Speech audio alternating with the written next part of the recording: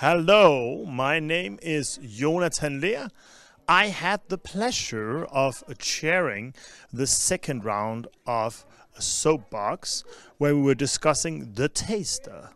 And I started out by developing a few ideas about how we might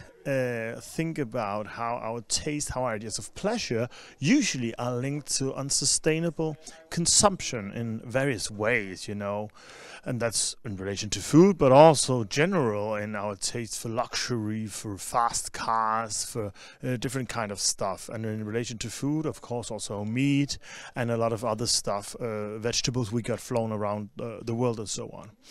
And we had a lot of discussion about this, both how it is true that often we have these kind of experiences when we think about fine dining and so on, that it is often unsustainable at some point, and we might also relate very much to guilt, to moral discourses and so on. And there were various positions here about should we then engage when we do these kind of unsustainable practices and enjoy it really rather than being guiltful and then doing it less often, for instance. And another thing we also were discussing about was maybe we should redefine the very idea of food and luxury. And we had a few examples with people who have absolutely changed their lifestyle, and now they think that luxury for them was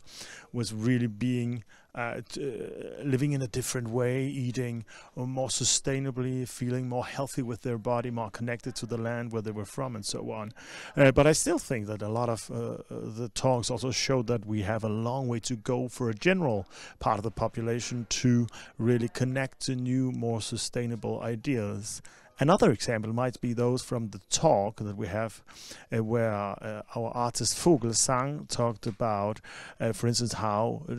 tasting tap water in the same way we taste wine might be interesting, or devoting this kind of attention to just eating a raspberry as we all did together in the collective session with a certain narrative and storytelling, which really made it a special experience, although it was a kind of ordinary raspberry. So maybe also the storytelling and the way that we design food experience could help us a lot to redefine new understanding of how we as tasters can